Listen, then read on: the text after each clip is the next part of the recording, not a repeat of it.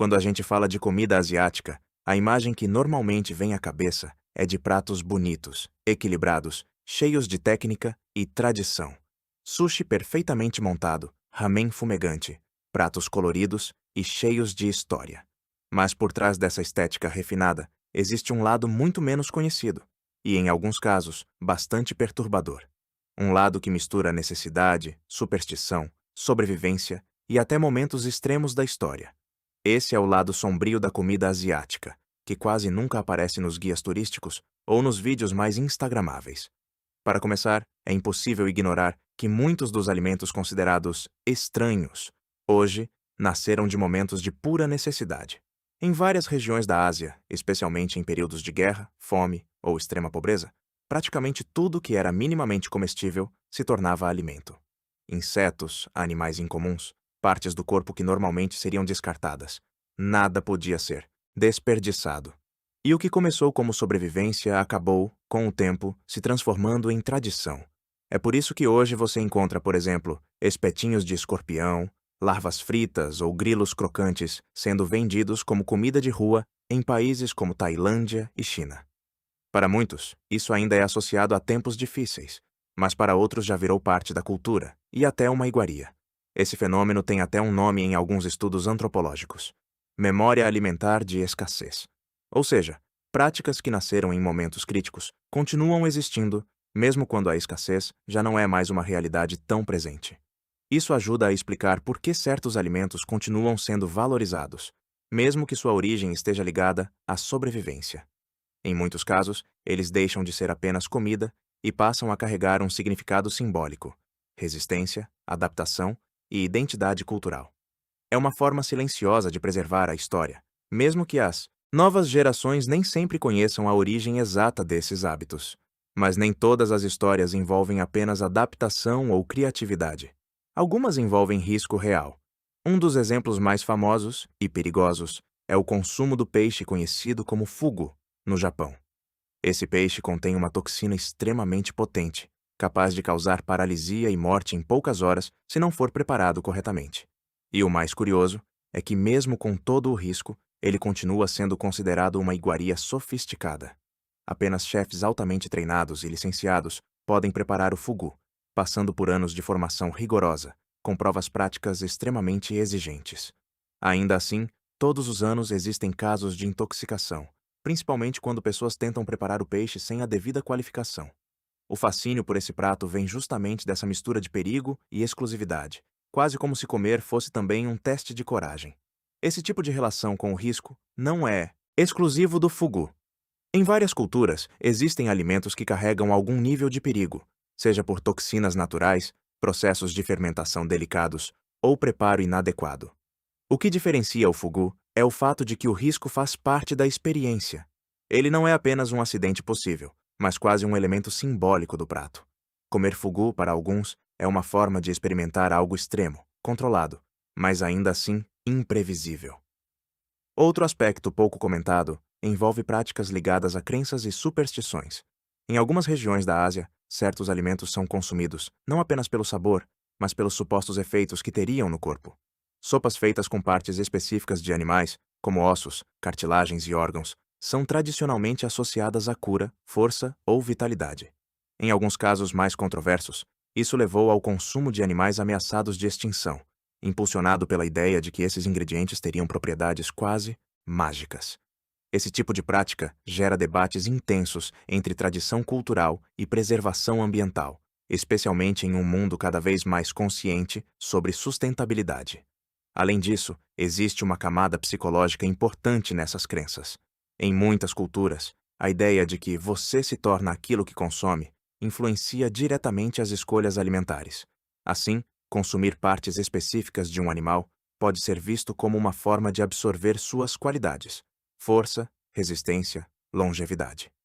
Embora isso não tenha base científica comprovada, o peso cultural dessas crenças é extremamente forte e continua influenciando hábitos até hoje.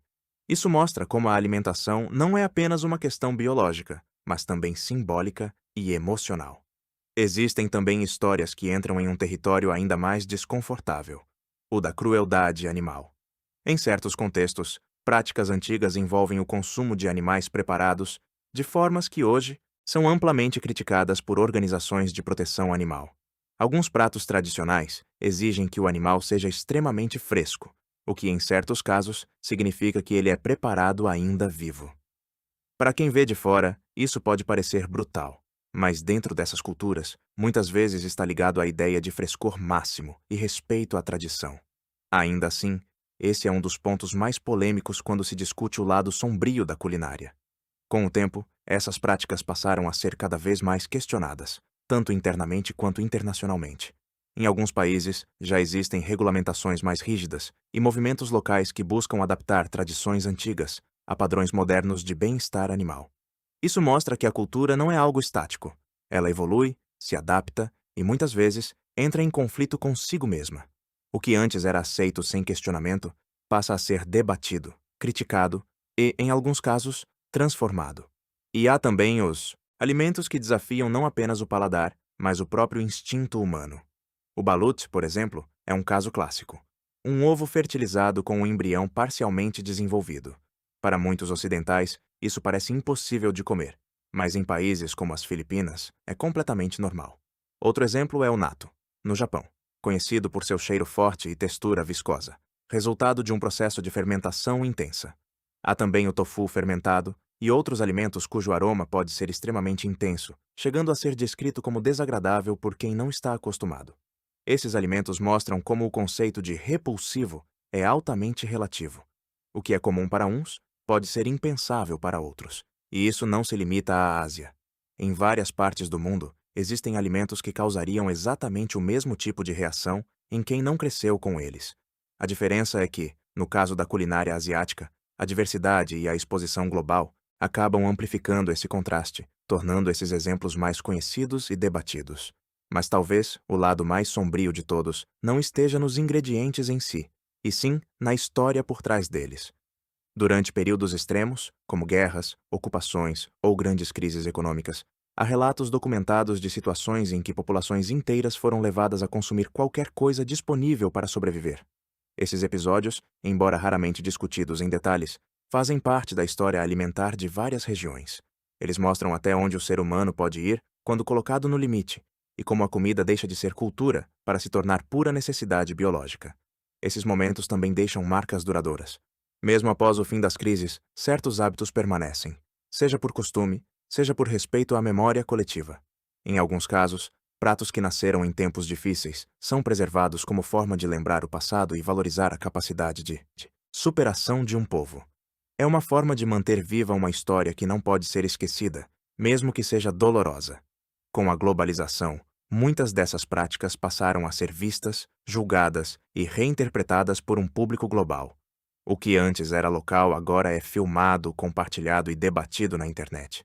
Isso criou uma espécie de espetáculo em torno da comida estranha, onde pratos tradicionais são muitas vezes apresentados de forma sensacionalista, reforçando estereótipos e ignorando completamente o contexto cultural.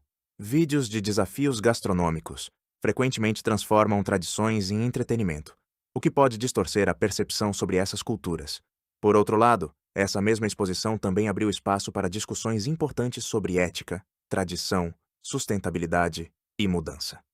Hoje existe um diálogo maior entre culturas, onde práticas são questionadas, defendidas ou reinterpretadas sob novas perspectivas.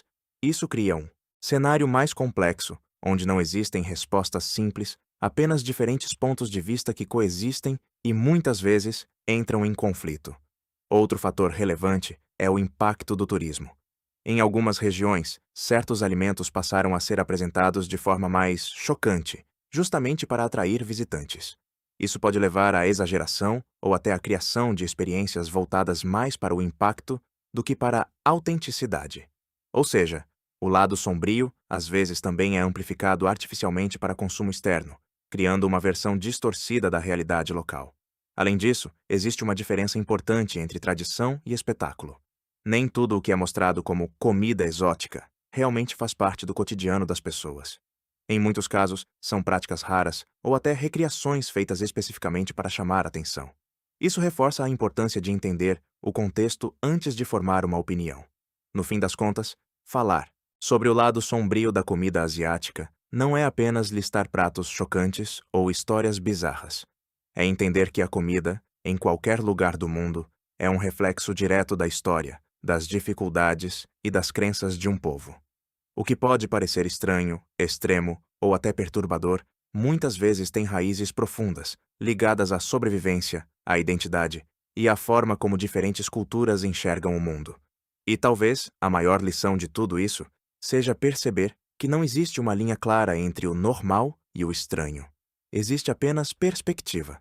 Porque no fim, aquilo que causa choque em um lugar pode ser apenas mais uma refeição comum em outro.